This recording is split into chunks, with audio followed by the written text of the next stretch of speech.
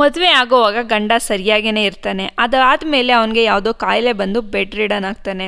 So ಈ ಟೈಮಲ್ಲಿ ಇವಳಿಗೆ ಸಹಾಯ ಮಾಡೋಕ್ಕೆ ಅಂತ ಬಂದ ಹಳೇ ಲವರ್ ಇವಳನ್ನ ಹೇಗೆ ಯೂಸ್ ಮಾಡ್ಕೊಳ್ತಾನೆ, ಅದರಿಂದ ಪ್ರೆಗ್ನೆಂಟ್ ಆದ ಇವಳಿಗೆ ಏನೆಲ್ಲ ಸಮಸ್ಯೆಗಳು ಎದುರಾಗುತ್ತೆ.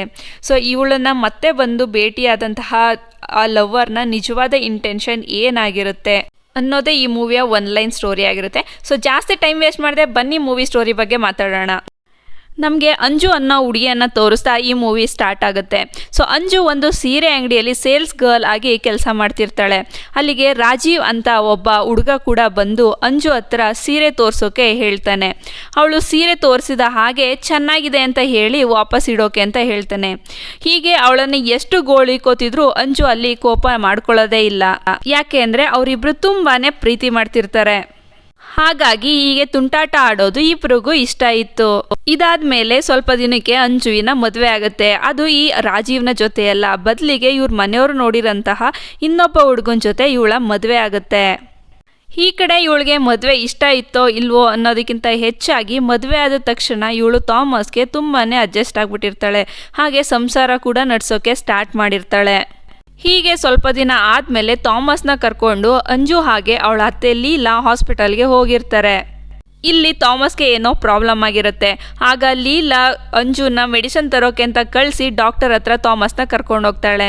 ಮೆಡಿಸಿನ್ ತಗೊಳ್ಳೋಕೆ ಅಂತ ಕೌಂಟರಲ್ಲಿ ನಿಂತಿದ್ದಾಗ ಅಲ್ಲಿ ಅಂಜುಗೆ ರಾಜೀವ್ ಕಾಣಿಸ್ತಾನೆ. ರಾಜೀವ್ ಅಂಜುನ ಮಾತಾಡ್ಸೋಕೆ ಟ್ರೈ ಮಾಡಿದ್ರು ಅಂಜು ಮಾತಾಡಿಸ್ದೆ ಅಲ್ಲಿಂದ ಹೊರಟು ಬಿಡ್ತಾಳೆ. ಈ ಕಡೆ ಥಾಮಸ್ ಕೂಡ ಬೆಡ್ ರಿಡನ್ ಆಗೋಗ್ತಾನೆ. ಅವನಿಂದ ಯಾವುದೇ ಸುಖ ಇಲ್ಲದೆ ಇರೋ ಅಂಜು ತುಂಬಾ ಬೇಜಾರು ಮಾಡ್ಕೊಂಡಿರ್ತಾಳೆ. ಇದನ್ನೆಲ್ಲ ನೋಡಿದಂತಹ ಲೀಲಾ ಕೂಡ ತುಂಬಾ ಫೀಲ್ ಮಾಡ್ಕೊಂಡಿರ್ತಾಳೆ. ಹೀಗೆ ಒಂದಿನ ಥಾಮಸ್ಗೆ ತುಂಬ ತಲೆನೋವು ಬಂದು ಫಿಟ್ಸ್ ಕೂಡ ಅಟ್ಯಾಕ್ ಆಗುತ್ತೆ. ಇದನ್ನೆಲ್ಲ ನೋಡಿ ಇಬ್ರು ಬೇಜಾರು ಮಾಡ್ಕೊಂಡಿರ್ತಾಳೆ. ಈ ಕಡೆ ಲೀಲಾ ಏನೋ ಯೋಚನೆ ಮಾಡ್ತಾ ಕೂತಿರ್ತಾಳೆ. ನನಗೆ ತುಂಬಾ ಚಿಕ್ಕ ವಯಸ್ಸಿಗೆ ಮದುವೆ ಆಗಿತ್ತು. ನಮ್ಮ ಮದುವೆ ಆದಮೇಲೆ 2 ಮಕ್ಕಳಾದಮೇಲೆ ಗಂಡ ಕೂಡ ತೀರೋದ್ರು. ಈಗ ಶೀಬಾ ಮದುವೆ ಆಗಿದ್ದಾಳೆ, ಅವಳಿಗೂ ಕೂಡ ಗಂಡ ತೀರೋಗಿದ್ದಾನೆ. ಈ ಕಡೆ ಥಾಮಸ್ಗೂ ಕೂಡ ಇವಾಗ ಹುಷಾರಿಲ್ಲ, ಅವನು ಕೂಡ ಸತ್ತೋದ್ರೆ ನಾನು ಏನು ಮಾಡಲಿ ಅಂತ ಅಳ್ತಿರ್ತಾಳೆ. ಇನ್ನು ಸೀನ್ನ ಕಟ್ ಮಾಡಿದ್ರೆ ಮಾರನೇ ದಿನ ಅಂಜು ರೆಡಿಯಾಗಿ ಎಲ್ಗೋ ಹೋಗ್ತಿರ್ತಾಳೆ. ಇನ್ನು ಇವಳು ಹೋದಂತಹ ಜಾಗಕ್ಕೆ ರಾಜೀವ್ ಕೂಡ ಬಂದಿರ್ತಾನೆ. ರಾಜೀವ್ ಮತ್ತು ಇವಳು ಇಬ್ಬರು ಕೂಡ ರಾಜೀವ್ನ ಮನೆಗೆ ಹೋಗ್ತಾರೆ. ಇವಳು ಅಲ್ಲಿ ಥಾಮಸ್ನ ಚೀಟ್ ಮಾಡಿ ರಾಜೀವ್ ಜೊತೆ ಒಂದಾಗ್ಬಿಡ್ತಾಳೆ. ಆದರೆ ಆ್ಯಕ್ಚುಲಾಗಿ ಇವಳು ಇಲ್ಲಿಗೆ ಬಂದಿರೋದು ಕೆಲಸ ಕಾರ್ಯ ಇಲ್ಲದೆ ಇರುವಂತಹ ರಾಜೀವ್ಗೆ ರೆಸ್ಯೂಮ್ ಪ್ರಿಪೇರ್ ಮಾಡಿಕೊಡೋದಕ್ಕೆ. ಆದರೆ ಇವರು ರೆಸ್ಯೂಮ್ ಪ್ರಿಪೇರ್ ಮಾಡೋದನ್ನು ಬಿಟ್ಟು ಬೇರೆ ಎಲ್ಲ ಮಾಡ್ತಿರ್ತಾರೆ. ಇನ್ನು ಸ್ವಲ್ಪ ದಿನ ಆದಮೇಲೆ ಅವರಿರೋ ಊರಲ್ಲಿ ತುಂಬಾ ಮಳೆ ಬಂದು ಫ್ಲಡ್ ಜಾಸ್ತಿ ಆಗಿರುತ್ತೆ. ಇಲ್ಲಿ ಈ ಕಡೆ ಥಾಮಸ್ನ ಸ್ಥಿತಿ ತುಂಬಾ ಗಂಭೀರ ಆಗ್ತಿರುತ್ತೆ. ಹಾಗಾಗಿ ಲೀಲಾ ಅಂಜುಗೆ ಯಾವಾಗ ಹಾಸ್ಪಿಟಲ್ಗೆ ಕರ್ಕೊಂಡು ಹೋಗಬೇಕು ನೋಡು ಅಂತ ಹೇಳ್ತಾಳೆ. ಇವಳು ಹೀಗೆ ಕ್ಯಾಲೆಂಡರ್ನ ನೋಡ್ತಾ ಏನೋ ಯೋಚನೆ ಮಾಡ್ತಾ ಅದನ್ನು ಕನ್ಫರ್ಮ್ ಮಾಡ್ಕೊಳ್ಳೋಕ್ಕೆ ಅಂತ ಹೋಗಿ ಬಾತ್ರೂಮಲ್ಲಿ ಪ್ರೆಗ್ನೆನ್ಸಿ ಟೆಸ್ಟ್ನ ಮಾಡ್ತಾಳೆ. ಅದು ಅಲ್ಲಿ ಕನ್ಫರ್ಮ್ ಆಗಿಬಿಡುತ್ತೆ. ಆ್ಯಕ್ಚುಲಾಗಿ ಇವಳು ಪ್ರೆಗ್ನೆಂಟ್ ಆಗಿರೋದು ಥಾಮಸ್ನಿಂದ ಇಲ್ಲ ರಾಜೀವ್ನಿಂದ ಅಂತ ಹೇಳಿ ಇವಳಿಗೆ ಗೊತ್ತಾಗ್ಬಿಡುತ್ತೆ. ಆದ್ದರಿಂದ ಇವಳು ತುಂಬಾ ಗಾಬರಿ ಮಾಡಿಕೊಂಡು ಅಲ್ಲಿಂದ ಹೋಗಿ ರಾಜೀವ್ಗೆ ಕಾಲ್ ಮಾಡ್ತಾಳೆ. ನಾನು ಪ್ರೆಗ್ನೆಂಟ್, ನನ್ನನ್ನು ಇಲ್ಲಿಂದ ಕರ್ಕೊಂಡು ಹೋಗ್ಬಿಡು, ನನಗೆ ಇಲ್ಲಿ ಇರೋಕ್ಕಾಗ್ತಿಲ್ಲ ಅಂತ ಹೇಳ್ತಾಳೆ. ಅದೇ ಸಮಯಕ್ಕೆ ಥಾಮಸ್ ಕೆಳಗಡೆ ಬಿದ್ದು ಇಲ್ಲಿ ತುಂಬಾ ಗಾಯ ಮಾಡ್ಕೊಂಡಿರ್ತಾನೆ. ಈ ಕಡೆ ಅವಳು ಫೋನ್ನ ಕಟ್ ಮಾಡಿ ಥಾಮಸ್ನ ಹಾಸ್ಪಿಟಲ್ಗೆ ಕರ್ಕೊಂಡು ಹೋಗೋಕ್ಕೆ ಹೋಗ್ತಾರೆ. ಆ ಫುಲ್ ಮಳೆ ತುಂಬಿಕೊಂಡಿದ್ರು, ಫ್ಲಡ್ ಇದ್ರೂ ಒಂದು ದೋಣಿಯಲ್ಲಿ ಥಾಮಸ್ನ ಹಾಸ್ಪಿಟಲ್ಗೆ ಕರ್ಕೊಂಡು ಹೋಗ್ತಾರೆ. ಈ ವಿಷಯ ತಿಳಿದಂತಹ ಶೀಬಾ ಕೂಡ ಅಲ್ಲಿಗೆ ಬರ್ತಾಳೆ. ಈಗ ಪ್ರೆಗ್ನೆಂಟ್ ಆಗಿರುವಂತಹ ಅಂಜು ತುಂಬಾ ಟೆನ್ಷನಿಂದ ಪದೇ ತನ್ನ ಹೊಟ್ಟೆನ ಮುಟ್ಕೊಳ್ತಾ ಇರ್ತಾಳೆ. ಇದನ್ನೆಲ್ಲ ಅಬ್ಸರ್ವ್ ಮಾಡಿದಂತಹ ಲೀಲಾ ಕೇಳ್ತಾಳೆ ಏನಾಯಿತು ಅಂತ ಹೇಳಿ. ಅತ್ತೆ ಮುಂದೆ ಸತ್ಯನ ಮುಚ್ಚಿಡೋಕ್ಕಾಗದೆ ನಾನು ಪ್ರೆಗ್ನೆಂಟ್ ಅಂತ ಹೇಳಿ ನಿಜನ ಹೇಳ್ತಾಳೆ. ಆದರೆ ಲೀಲಾ ಅಂದ್ಕೊಳ್ತಾಳೆ ಇದಕ್ಕೆಲ್ಲ ಕಾರಣ ತನ್ನ ಮಗ ಥಾಮಸ್ ಅಂತ ಹೇಳ್ಬಿಟ್ಟು. ನಾನು ಅಜ್ಜಿ ಆಗ್ತಿದ್ದೀನಿ ಅಂತ ಹೇಳಿ ತುಂಬಾ ಖುಷಿ ಪಡ್ತಾಳೆ.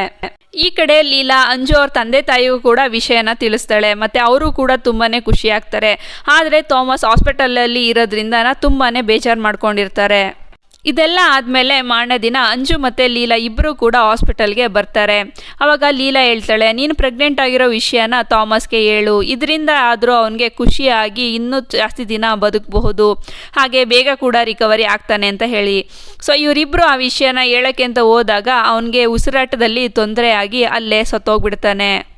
ಇನ್ನು ಈ ಕಡೆ ಲೀಲಾ ತನ್ನ ಮಗ ಹೇಗೋ ಸತ್ತೋದ, ಮೊಮ್ಮಗುನಾದರೂ ಚೆನ್ನಾಗಿ ನೋಡ್ಕೊಳ್ಳೋಣ ಅಂತ ಹೇಳಿ ಎಲ್ಲ ತಯಾರಿನೂ ಮಾಡ್ಕೊಳ್ತಿರ್ತಾಳೆ. ಇದನ್ನೆಲ್ಲ ನೋಡಿದಂತಹ ಅಂಜುಗೆ ತುಂಬಾ ಗಿಲ್ಟ್ ಫೀಲ್ ಆಗುತ್ತೆ. ನಾನು ಇವ್ರಿಗೆ ಮೋಸ ಮಾಡಿದೆ ಅಂತ ಅನ್ಸೋದಕ್ಕೆ ಸ್ಟಾರ್ಟ್ ಆಗುತ್ತೆ. ಅದಕ್ಕೆ ಇವಳು ಬಂದು ಹೇಳ್ತಾಳೆ, ಎಲ್ಲ ಕಾರ್ಯ ಮುಗಿದ್ಮೇಲೆ ನಾನು ಬೇರೆ ಮನೆಗೆ ಶಿಫ್ಟ್ ಆಗಬೇಕು ಅಂತ ಅಂದ್ಕೊಂಡಿದ್ದೀನಿ ಅಂತ ಹೇಳಿಬಿಟ್ಟು. ಅದಕ್ಕೆ ಲೀಲಾ ಹೇಳ್ತಾಳೆ, ಹಾಗೆ ಮಾಡೋಕೆ ಹೋಗ್ಬೇಡ, ನನ್ನ ಮೊಮ್ಮಗುನ ನಾನು ಚೆನ್ನಾಗಿ ನೋಡ್ಕೊಳ್ತೀನಿ, ಹಾಗೆ ಆಸ್ತಿನೆಲ್ಲ ಕೂಡ ನಿನಗೆ ಬರಿಬೇಕು ಅಂತ ಅಂದ್ಕೊಂಡಿದ್ದೀನಿ ಅಂತ ಹೇಳ್ತಾಳೆ. ಸೊ ಆಸ್ತಿ ವಿಚಾರ ಎತ್ತುತ್ತಿದ್ದಂಗೆ ಇವಳಿಗೆ ಯೋಚನೆ ಮಾಡೋಕ್ಕೆ ಥರ ಆಗಿಬಿಡುತ್ತೆ. ಆಗ ಅಂಜು ಹೊರಗಡೆ ಬಂದು ರಾಜೀವ್ಗೆ ಕಾಲ್ ಮಾಡಿ ನಡೆದದನ್ನೆಲ್ಲ ಹೇಳ್ತಾ ಇರ್ತಾಳೆ. ಹಾಗೆ ಅವ್ರ ಅತ್ತೆ ಆಸ್ತಿನ ಟ್ರಾನ್ಸ್ಫರ್ ಮಾಡ್ತೀನಿ ಅಂತ ಹೇಳಿದ್ರು ಅಂತ ಕೂಡ ಹೇಳ್ತಿರ್ತಾಳೆ. ಈಗ ಅವರು ಮಗುನ ಥಾಮಸ್ ಮಗು ಅಂತ ಅಂದ್ಕೊಂಡಿದ್ದಾರೆ, ಸೊ ಅಂತ ಎಲ್ಲ ಮಾತಾಡ್ತಿರ್ತಾಳೆ. ಇದನ್ನೆಲ್ಲ ಕೂಡ ಲೀಲಾ ಒಳಗಡೆಯಿಂದ ನೋಡಿ ಅಬ್ಸರ್ವ್ ಮಾಡ್ತಿರ್ತಾಳೆ. ಆದರೆ ಯಾರೋ ಫ್ರೆಂಡ್ ಜೊತೆ ಮಾತಾಡ್ತಿರ್ಬೇಕು ಅಂತ ಹೇಳಿ ಇಗ್ನೋರ್ ಮಾಡಿ ಅಲ್ಲಿಂದ ಹೋಗ್ಬಿಡ್ತಾಳೆ.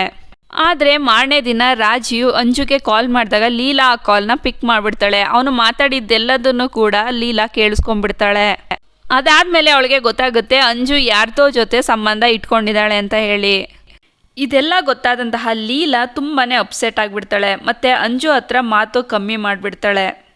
ಲೀಲಾ ತನ್ನನ್ನು ಇಗ್ನೋರ್ ಮಾಡ್ತಿದ್ದಾಳೆ ಅಂತ ಅಂಜು ಗಮನಕ್ಕೆ ಬಂದಾಗ ಅಂಜು ಏನಾಯಿತು ಅಂತ ಕೇಳ್ತಾಳೆ. ಅದಕ್ಕೆ ಲೀಲಾ, ನೀನು ಯಾವಾಗಲೂ ಫೋನಲ್ಲಿ ಮಾತಾಡ್ತಿರ್ತೀಯಲ್ಲ, ಆ ವ್ಯಕ್ತಿ ಯಾರು ಅಂತ ಕೇಳ್ತಾಳೆ. ಅದಕ್ಕೆ ಅಂಜು ಹೇಳ್ತಾಳೆ, ಅವನು ನನ್ನ ಕಾಲೇಜ್ ಫ್ರೆಂಡ್, ತುಂಬಾ ಒಳ್ಳೆಯವನು, ಮತ್ತು ಥಾಮಸ್ ಮೊನ್ನೆ ಹಾಸ್ಪಿಟಲ್ಗೆ ಅಡ್ಮಿಟ್ ಆಗಿದ್ದಾಗ ಕೂಡ ತುಂಬಾ ಹೆಲ್ಪ್ ಮಾಡಿದ್ದಾನೆ, ಹಾಗಾಗಿ ಅವನ ಜೊತೆ ನಾನು ಕಾಂಟ್ಯಾಕ್ಟಲ್ಲಿ ಇದ್ದೀನಿ. ಅದಲ್ಲದೆ ನಮ್ಮ ಮನೆಯವರಿಗೆ ನಾನು ಅವನ ಜೊತೆ ಮಾತಾಡೋದು ಸರಿ ಕಾಣಿಸಲ್ಲ, ಹಾಗಾಗಿ ಅವನ ಹೆಸರನ್ನ ಮರಿಯಾ ಅಂತ ಸೇವ್ ಮಾಡ್ಕೊಂಡಿದ್ದೀನಿ ಅಂತ ಹೇಳ್ತಾಳೆ. ಇಷ್ಟೊತ್ತಿಗಾಗಲೇ ಲೀಲಾಗೆ ಎಲ್ಲವೂ ಅರ್ಥ ಆಗೋಗಿರುತ್ತೆ. ಅದಕ್ಕೆ ನೀನು ಹೋಗೋದಾದರೆ ಹೋಗ್ಬಿಡು, ಆದರೆ ಮಗುನ ನನಗೆ ಕೊಡು ಅಂತ ಕೇಳ್ತಾಳೆ. ಆದರೆ ಅಂಜುಗೆ ಮಗುನ ಬಿಟ್ಟಿರೋದು ಕಷ್ಟ ಅಂತ ಗೊತ್ತಾಗಿರುತ್ತೆ. ಹಾಗಾಗಿ ಅವತ್ತಿನ ದಿನ ರಾತ್ರಿ ತನ್ನ ಲಗೇಜ್ ಎಲ್ಲ ಪ್ಯಾಕ್ ಮಾಡಿಕೊಂಡು ರಾಜೀವ್ ಇರುವಂತಹ ಜಾಗಕ್ಕೆ ಹೋಗ್ತಾಳೆ. ತಾನು ಮನೆ ಬಿಟ್ಟು ಬಂದಿರೋದಾಗಿ, ತನಗೆ ಅಲ್ಲಿ ಇರೋಕ್ಕಾಗ್ತಿಲ್ಲ ಅಂತ, ನಾವಿಬ್ಬರು ಎಲ್ಲಾದರೂ ದೂರ ಹೋಗೋಣ ಅಂತ ಹೇಳಿ ಅಂಜು ರಾಜೀವನ್ನ ಕೇಳ್ತಾಳೆ. ಅದಕ್ಕೆ ರಾಜೀವ, ನಾನು ಇನ್ನು ಲೈಫಲ್ಲಿ ಸೆಟ್ಲ್ ಆಗಿಲ್ಲ, ನನ್ನ ಹತ್ರ ದುಡ್ಡು ಕೂಡ ಇಲ್ಲ, ಈ ಟೈಮಲ್ಲಿ ನನಗೆ ಬರ್ತಿರೋ ಸ್ಯಾಲ್ರಿಯಲ್ಲಿ ನಿನ್ನನ್ನು ಮತ್ತು ಮಗುನ ನೋಡ್ಕೊಳ್ಳೋದು ತುಂಬಾ ಕಷ್ಟ ಆಗುತ್ತೆ, ಎಷ್ಟೇ ಆದರೂ ನಿನ್ನ ಅತ್ತೆ ಪ್ರಾಪರ್ಟಿನ ನಿನ್ನ ಹೆಸರಿಗೆ ಮಾಡ್ತೀನಿ ಅಂತ ಹೇಳಿದ್ದಾರಲ್ಲ, ವಾಪಸ್ ಹೋಗಿ ಅದನ್ನು ಆದಷ್ಟು ಬೇಗ ನಿನ್ನ ಹೆಸರಿಗೆ ಮಾಡಿಸ್ಕೊ ಅಂತ ಹೇಳಿ ಅವಳನ್ನು ಕನ್ವಿನ್ಸ್ ಮಾಡಿ ಕಳಿಸ್ತಾನೆ.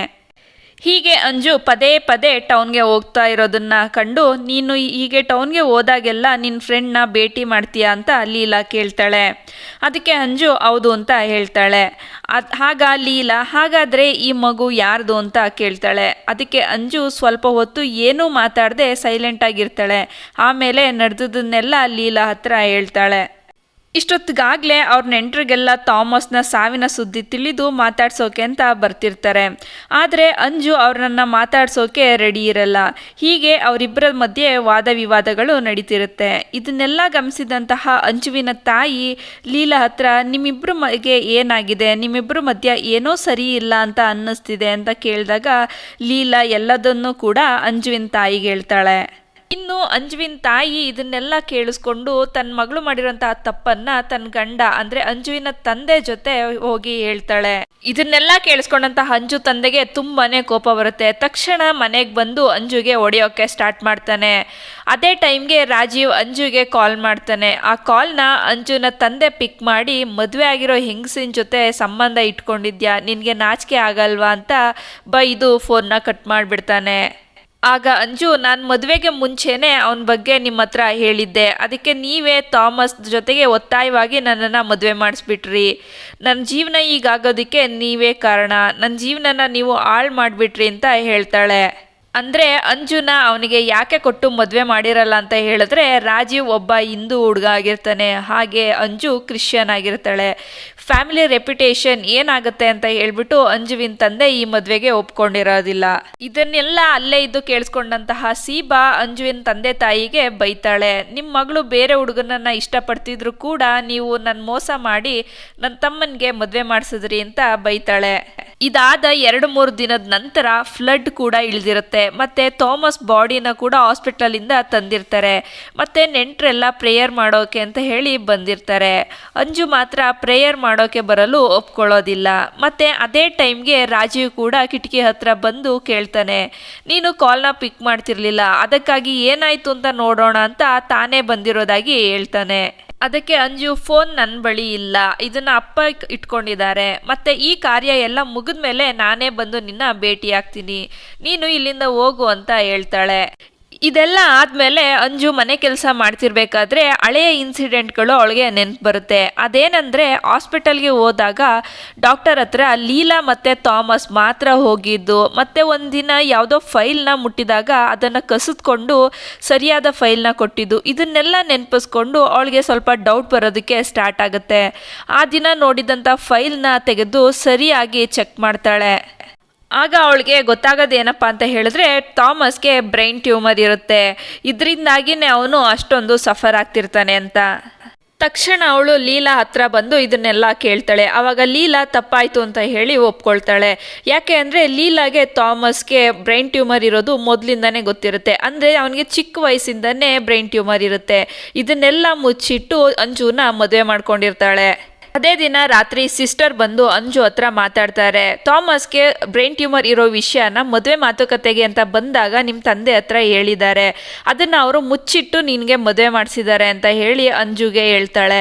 ತಕ್ಷಣವೇ ಅಂಜು ತನ್ನ ತಂದೆ ಹತ್ರ ಹೋಗಿ, ಥಾಮಸ್ಗೆ ಬ್ರೈನ್ ಟ್ಯೂಮರ್ ಇರೋ ವಿಷಯ ಗೊತ್ತಿದ್ರೂ ಕೂಡ ನನ್ನನ್ನು ಅವನಿಗೆ ಮದುವೆ ಮಾಡಿಸಿ ನನ್ನ ಜೀವನನ ಹಾಳು ಮಾಡಿದ್ರಿ ಅಂತ ಹೇಳಿ ಕೂಗಾಡ್ತಿರ್ತಾಳೆ. ಆದರೆ ಅಂಜುವಿನ ತಂದೆ ನನಗೆ ಈ ವಿಷಯ ಗೊತ್ತೇ ಇಲ್ಲ ಅಂತ ಹೇಳಿ ಹೇಳ್ತಾನೆ. ಈ ಥರ ಯಾವುದೇ ಮ್ಯಾಟರ್ ಕೂಡ ನನ್ನವರೆಗೂ ಬಂದಿರಲಿಲ್ಲ, ಹಾಗೇನಾದರೂ ಬಂದಿದ್ರೆ ನಾನು ಯಾಕೆ ನಿನ್ನನ್ನು ಮದುವೆ ಮಾಡಿಸಿ ನಿನ್ನ ಜೀವನನ ಹಾಳು ಮಾಡ್ತಿದ್ದೆ ಅಂತ ಹೇಳಿಬಿಟ್ಟು ಹೇಳ್ತಾರೆ.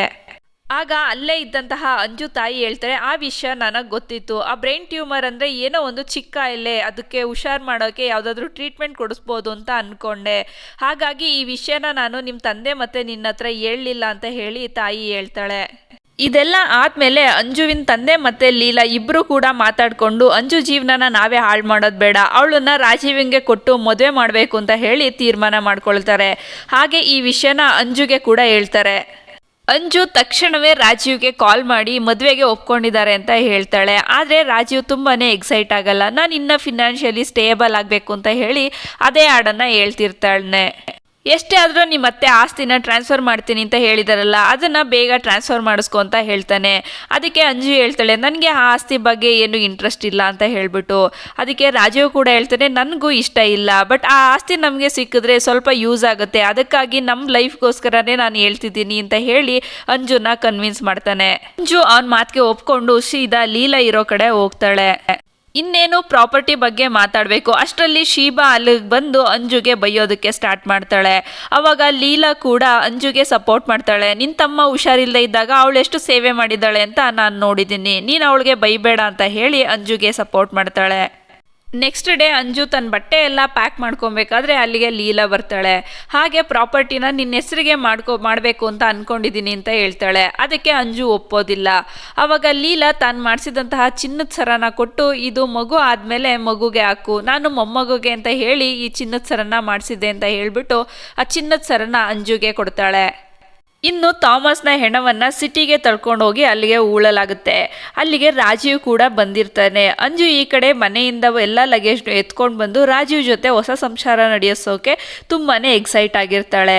ಈ ಕಡೆ ರಾಜೀವ್ ಕೂಡ ಅಷ್ಟೇ ಎಕ್ಸೈಟ್ ಆಗಿರ್ತಾನೆ. ಅಷ್ಟರಲ್ಲಿ ರಾಜೀವ್ಗೆ ಪ್ರಾಪರ್ಟಿ ಬಗ್ಗೆ ನೆನಪಾಗುತ್ತೆ. ನಿನ್ನ ಪ್ರಾಪರ್ಟಿ ಎಲ್ಲ ನಿನ್ನ ಹೆಸರಿಗೆ ಟ್ರಾನ್ಸ್ಫರ್ ಆಗಿದೆಯಾ ಅಂತ ಕೇಳ್ತಾನೆ. ಅದಕ್ಕೆ ಅಂಜು ಹೇಳ್ತಾಳೆ, ನನಗೆ ಆ ಪ್ರಾಪರ್ಟಿ ಬೇಡವೇ ಬೇಡ ಅಂತ ಹೇಳಿ ನಾನು ಬಿಟ್ಟು ಬಂದುಬಿಟ್ಟೆ, ನಾವಿಬ್ಬರು ಬೇರೆ ಕಡೆ ಹೋಗಿ ಎಲ್ಲಾದರೂ ಬದುಕೋಣ ಅಂತ ಹೇಳಿ. ಅದಕ್ಕೆ ರಾಜೀವ್ ಅವನಿಗೆ ಬೈಯೋದಕ್ಕೆ ಸ್ಟಾರ್ಟ್ ಮಾಡ್ತಾನೆ. ಆ ಪ್ರಾಪರ್ಟಿ ನಮ್ಮಿಬ್ರಿಗೂ ಎಷ್ಟು ಮುಖ್ಯ ಅಂತ ಗೊತ್ತಿದೆಯಾ, ಅದನ್ನೆಲ್ಲ ಮಾರಿ ಯಾವುದಾದ್ರೂ ಬಿಸ್ನೆಸ್ ಸ್ಟಾರ್ಟ್ ಮಾಡಿ ನಾವು ಚೆನ್ನಾಗಿ ದುಡ್ಡು ಮಾಡ್ಬೋದಾಗಿತ್ತು, ನೀನು ಹೀಗೆ ಮಾಡಬಾರ್ದಿತ್ತು ಅಂತ ಹೋಗಿ ನೀನು ನಿಮ್ಮ ಅತ್ತೆ ಹತ್ರ ಆ ಪ್ರಾಪರ್ಟಿನ ನಿನ್ನ ಹೆಸರಿಗೆ ಮಾಡಿಸ್ಕೊ ಅಂತ ಹೇಳಿ ಕನ್ವಿನ್ಸ್ ಮಾಡ್ತಿರ್ತಾನೆ. ಹೀಗೆ ರಾಜೀವ್ ಪದೇ ಪದೇ ಪ್ರಾಪರ್ಟಿ ವಿಷಯ ಮಾತಾಡ್ತಿರೋದ್ರಿಂದ ಅಂಜುಗೆ ತುಂಬಾನೇ ಕೋಪ ಬಂದಿರುತ್ತೆ. ನಾನು ಎಲ್ಲರ ಜೊತೆ ಜಗಳ ಆಡಿ ನೀನೇ ಬೇಕು ಅಂತ ಅಲ್ಲಿಂದ ಬಂದಿದ್ದೀನಿ, ಆದ್ರೆ ನೀನು ಇವಾಗ ಪ್ರಾಪರ್ಟಿ ಬಗ್ಗೆ ಮಾತಾಡ್ತಿದ್ಯಾ ಅಂತ ಹೇಳಿ ಬೈತಾಳೆ. ಆಗ ರಾಜೀವ್, ನೀನು ಮದುವೆ ಆಗೋಕ್ಕೂ ಮುಂಚೆನೂ ನಾನು ನಿನ್ನನ್ನು ಇಷ್ಟಪಡ್ತಿದ್ದೆ, ಮದುವೆ ಆದಮೇಲೂ ನಿನ್ನನ್ನು ಪ್ರೀತಿಸ್ತಿದ್ದೆ, ಇವಾಗ ನೀನು ವಿಧವೆ ಆಗಿದೆಯಾ, ಇವಾಗಲೂ ಕೂಡ ನಿನ್ನನ್ನು ಪ್ರೀತಿಸ್ತಾ ಇದ್ದೀನಿ, ಹಾಗೆ ಮದುವೆ ಆಗಬೇಕು ಅಂತ ಕೂಡ ಅಂದ್ಕೊಂಡಿದ್ದೀನಿ. ಒಬ್ಬ ವಿಧವೆನ ಮದುವೆ ಆಗೋದಕ್ಕೆ ನಾನು ಇಷ್ಟ ಆದರೂ ಆಸೆ ಇಟ್ಕೊಳ್ಳೋದ್ರಲ್ಲಿ ತಪ್ಪೇನಿಲ್ಲ ಅಂತ ಹೇಳ್ತಾನೆ. ಆಗ ಇದನ್ನು ಕೇಳಿಸ್ಕೊಂಡಂಥ ಅಂಜುಗೆ ಏನು ಮಾತಾಡಬೇಕು ಅಂತಲೇ ಗೊತ್ತಾಗಲ್ಲ, ಅಲ್ಲಿಂದ ಹೊರಟು ಬಿರ್ತಾಳೆ. ರಾಜೀವ್ ಅಂಜು ಹಿಂದೆನೇ ಬಂದು ಅವಳನ್ನ ಎಷ್ಟೇ ಕನ್ವಿನ್ಸ್ ಮಾಡೋದಕ್ಕೆ ಟ್ರೈ ಮಾಡಿದ್ರು ಅಂಜು ಅದಕ್ಕೆ ಒಪ್ಕೊಳ್ಳೋದಿಲ್ಲ. ಬಂದು ಅವಳ ಅತ್ತೆ ಪಕ್ಕ ಕೂತ್ಕೊಂಡ್ಬಿಡ್ತಾಳೆ. ಈಗ ಅಂಜು ಅವಳ ಅತ್ತೆ ಜೊತೆ ಊರಿಗೆ ಹೋಗಿ ಅತ್ತೆ ಜೊತೆನೇ ಇರೋದಕ್ಕೆ ನಿರ್ಧಾರ ಮಾಡ್ತಾಳೆ. ಹೀಗೆ ಅಂಜು ರಾಜೀವ್ನ ಬಿಟ್ಟು ಅವಳು ಮತ್ತೆ ಅವರ ಅತ್ತೆ ಇಬ್ಬರು ಕೂಡ ಒಟ್ಟಿಗೆ ಜೀವನ ಮಾಡ್ತಿರ್ತಾರೆ. ಇಲ್ಲಿಗೆ ಈ ಮೂವಿ ಮುಕ್ತಾಯ ಆಗುತ್ತೆ. ಸೊ ಮೂವಿ ಕತೆ ಹೇಗೆ ಅನ್ನಿಸ್ತು, ಹಾಗೆ ಸ್ಟೋರಿ ಎಕ್ಸ್ಪ್ಲನೇಷನ್ ಹೇಗೆ ಅನ್ನಿಸ್ತು ಅಂತ ಹೇಳಿ ಕಮೆಂಟ್ ಮಾಡಿ ತಿಳಿಸಿ. ಹಾಗೆ ನಿಮ್ಗೆ ಯಾವುದಾದ್ರೂ ಸ್ಟೋರೀಸ್ ಅಂದರೆ ಯಾವುದಾದ್ರೂ ಮೂವಿದು ಎಕ್ಸ್ಪ್ಲನೇಷನ್ ಬೇಕು ಅಂತ ಹೇಳಿದ್ರೆ ಅದನ್ನು ಕೂಡ ಕಮೆಂಟ್ ಮಾಡಿ ತಿಳಿಸಿ. Thanks for watching. ಸಬ್ಸ್ಕ್ರೈಬ್ ಮಾಡ್ಕೊಳ್ಳೋದನ್ನು ಮರಿಬೇಡಿ.